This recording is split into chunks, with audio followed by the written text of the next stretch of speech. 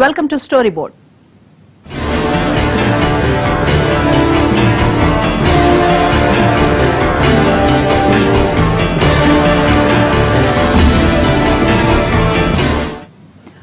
అక్కడో తెల్లోడికి జాబ్ ఇస్తే ఇక్కడో ముగ్గురి ఉద్యోగాలు ఊస్టింగ్.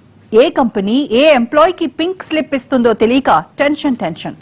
ఐటీ ఉద్యోగాన్ని నమ్మి బోలెడన్ని అప్పులు సొప్పులు, ఇల్లు వాకిలి కారు బంగ్లా ఈఎంఐలు కట్టడం ఎలా? ఉన్న ఉద్యోగాలు ఊడిపోతే వేలాది మంది బతుకు దారేది. ఇది ప్రస్తుతం ఐటీ రంగంలో వినిపిస్తున్న ప్రశ్న పరంపర. ఐటీలో ఈ సంక్షోభం ఎప్పుడు ఉండేదేనా లేక ప్రస్తుత పరిస్థితి వేరా? అసలు కారణమేంటి?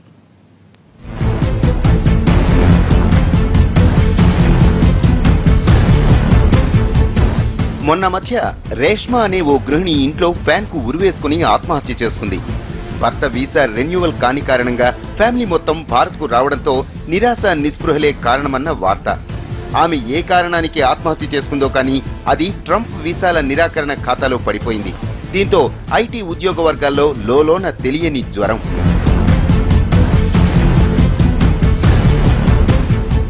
కట్ చేస్తే ఇప్పుడు కాగ్నిజెంట్ ఎంప్లాయీస్ లేబర్ కమిషన్ కు వెళ్లి కంప్లైంట్ చేయటం చూసి విస్తుపోతున్నారు అందరూ. 6 అంకెల జీతం, ఇల్లు కారు, అందమైన జీవితం, 5 పని రోజులు, 2 వారాంతపు సెలవులు, నిత్యం పబ్బులు క్లబ్లు, భారీ ఎత్తున షాపింగ్లు, వీటి చుట్టూ పరిభ్రమించే ఐటీ జీవి సడన్ గా లేబర్ ఆఫీస్ వైపు రావడం చూసి అదో సంచలనమైంది.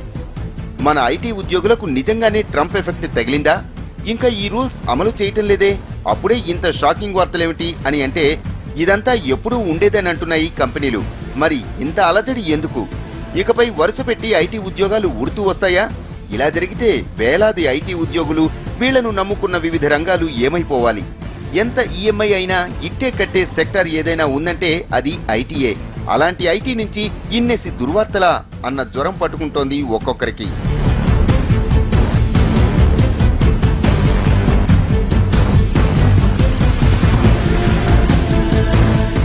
లే ఆఫ్ ప్రకటించారు. ఉద్యోగులకి ఇప్పుడు ప్రస్తుతానికి 2 నెలల శాలరీ ఇవ్వడం వల్ల వాళ్ళకి చాలా ప్రాబ్లం ఫేస్ చేస్తారు. సో మేము డిమాండ్ అనేది 6 మంత్స్ శాలరీ ఇస్తే వాళ్ళకి సపోర్ట్గా ఉండాలని బాగుంటుంది.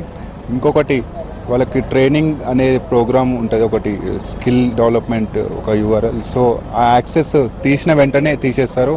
ఆ యాక్సెస్ వచ్చేసి ఒక 1 ఇయర్ వరకు ఉంచితే వాళ్ళకి నెక్స్ట్ ఉద్యోగం వచ్చే వరకు వాళ్ళు అప్గ్రేడ్ అవుతారు స్కిల్స్. ఇది కేవలం ట్రంప్ ఎఫెక్ట్ అంటే ఒప్పుకోవటం లేదు కొందరు.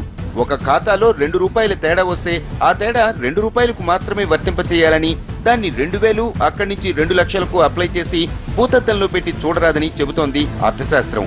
ఇక్కడ కూడా సరిగ్గా అలాగే ఊహించాలని అంటున్నారు.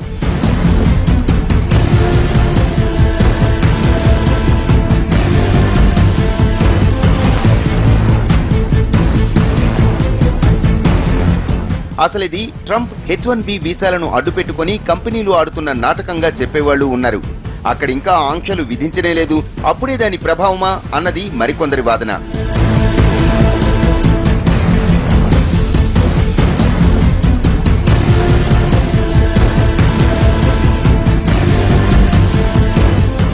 అయితే హైర్ అమెరికన్ సెగలు భారత టెకీలకు బాగానే తగులుతున్నాయని, ఇన్ఫోసిస్ ఇప్పటికే ఈ ప్రక్రియ మొదలుపెట్టగా కాగ్నిజెంట్ దూసుకుపోతోందని, మొత్తంగా 30,000 మందికి ఉద్వాసన పలికిన యాజమాన్యం ఒక్క హైదరాబాద్లోనే 4,000 మందిని ఇంటికి పంపిందని, ఇదే దారిలో టెక్ మహీంద్రా, విప్రో తదితర సంస్థలు తమ ఉద్యోగులకు ఊస్టింగ్ ఆర్డర్లు ఇస్తున్నాయని వార్తలు అందుతున్నాయి. దీంతో ఐటీ ఉద్యోగాల విషయమై అదో రకం ఆందోళన.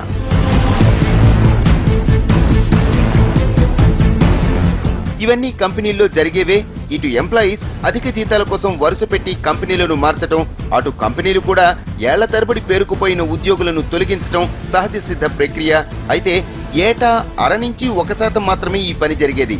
ట్రంప్ ఎఫెక్ట్ కలిసి రావడంతో ఈ ఉద్వాసన ప్రక్రియ మరింతగా ఊపందుకున్నట్టు తెలుస్తోంది. దీంతో వేలాది మంది ఉద్యోగులు ఇంటికెళ్లాల్సిన దుస్థితి.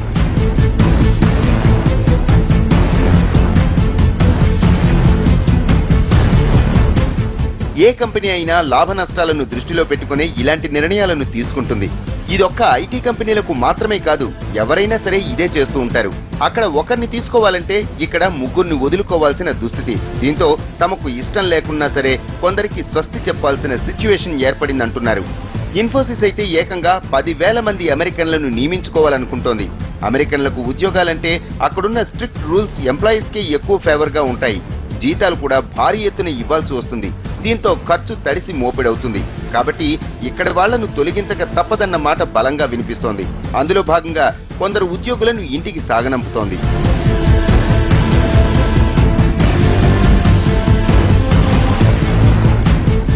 ఈ చర్చల మూలంగా కంపల్సరీ ఉపయోగం ఉంటుందండి. ఎందుకంటే మనకి ఈ తీసేసిన ఎంప్లాయీస్కి అండగా మన యొక్క రాష్ట్ర ప్రభుత్వము, ఐటీ శాఖ మినిస్టర్ గారు కేటీఆర్ సార్ కూడా దీనికి అండగా ఉంటున్నారు. కాబట్టి ఈ చర్చల ఫలితంగా ఏంటంటే ఒక కంపెనీ కంప్లైంట్ తీయడానికి కొన్ని కారణాలు చూపించాలి, కొన్ని వ్యాలిడ్ రీజన్స్ చూపించాలి. ఎందుకు స్కిల్ సరిగ్గా లేదు, వాళ్ళ పెర్ఫార్మెన్స్ సరిగ్గా లేదా, ఇలాంటి రీజన్స్ చూపించినప్పుడు ఏంటంటే ఒక ఎంప్లాయీ ఉద్యోగం కోల్పోతామనే భయము, ఆ భావన అనేది వెళ్ళిపోతుంది. వాళ్ళు నెక్స్ట్ ఉద్యోగం వెతుక్కునే లోపల కూడా ఈ 6 months శాలరీ పే చేయాలి. బెస్ట్ పెర్ఫార్మెన్స్ లెటర్ వాళ్ళకి ఇవ్వాలి. వాళ్ళు ఏ ప్లాట్ఫామ్ మీద పనిచేశారు, ఈ ఎక్స్పీరియన్స్ లెటర్ అనేది సరిగ్గా ఇవ్వాలి. అప్పుడు ఏంటంటే వాళ్ళు తక్కువ శాలరీకి పనిచేయాల్సిన అవసరం వాళ్ళకి ఉండదు. ఇక విప్రో పరిస్థితి కూడా ఇందుకు మినహాయింపేం కాదు. 100 నుంచి 200 మంది ఉద్యోగులను తొలగించింది. దీంతో తిలాపాపం తలా పిడికిడుగా మారింది. ఒక్కో కంపెనీ చాప కింద నీరులా తమ ఉద్యోగులకు ఉద్వాసన చెబుతోంది. ఇదంతా అమెరికాలోని స్థానికులకు ఉద్యోగాలు ఇవ్వటానికి ముందస్తు ప్రిపరేషన్లుగా అంచనా వేస్తున్నారు.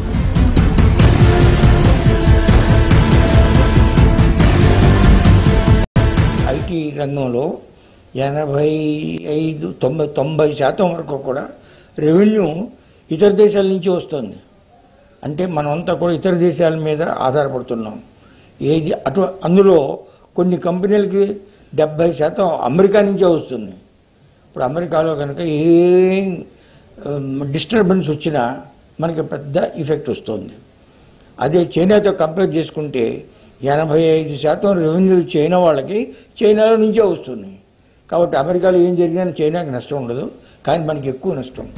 ప్రస్తుతం ఉన్న పరిస్థితులను బట్టి చెబితే కాగ్నిజెంట్ లో జాబ్ నిలబడాలంటే ఎక్స్ట్రాడినరీ టాలెంట్ అవసరం అన్నమాట.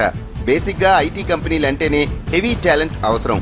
ఇలాంటి కంపెనీల్లో జాబ్ అంటే అది మరింత ఎక్కువగా ఉండాలి. ఇప్పుడున్న పరిస్థితుల్లో 100కి 200% స్టఫ్ ఉంటే కానీ నెగ్గుకు రావటం సాధ్యం కాదు.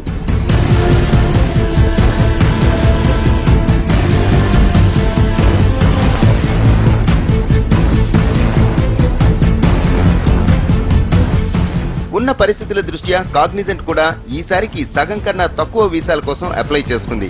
భవిష్యత్తులో ఇది మరింత తగ్గే అవకాశం కనిపిస్తోంది. దీంతో కొన్ని కుటుంబాల భవిష్యత్ ప్రశ్నార్థకంగా మారింది. ఇన్నాళ్లు ఏదోలా మేనేజ్ చేస్తూ జాబ్ను నిలుపుకోవటం ఇకపై కత్తి మీద సాముగా మారింది. ఇటు కంపెనీ కూడా ఎన్నేళ్లుగానో ఎదురు చూస్తున్న గడియ వచ్చేసినట్టుగా భావిస్తోంది. కొందరు పెద్ద ఉద్యోగులను ఎప్పుడు తొలగించుకుందామా అన్న ఎదురుచూపులు ఫలించినట్టుగా ఫీల్ అవుతున్నాయి కంపెనీలు.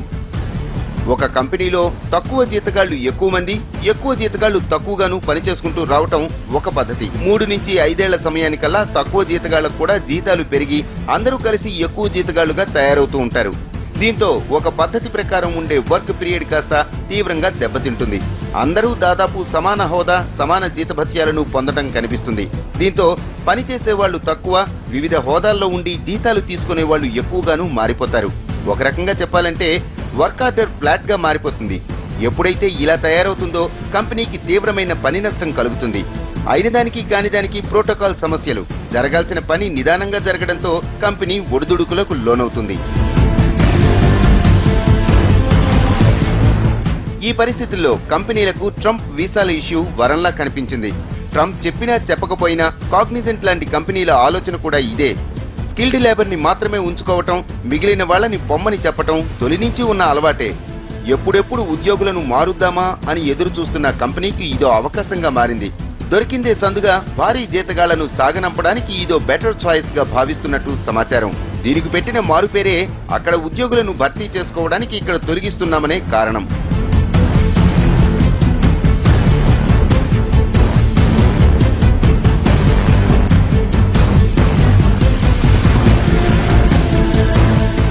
రేపటి రోజున అమెరికన్ ఎంప్లాయీస్ కూడా ఇదే గతి. అసలు ఇండియన్ల కన్నా అమెరికన్లకే ఈ విధానంతో ఎక్కువ ఇబ్బంది. వచ్చే రోజుల్లో భారతీయులకు వర్తించిన నియమాలే మీకు వర్తిస్తాయని కంపెనీలు తెగేసి చెప్పడానికి కావలసినంత అవకాశాలున్నాయి.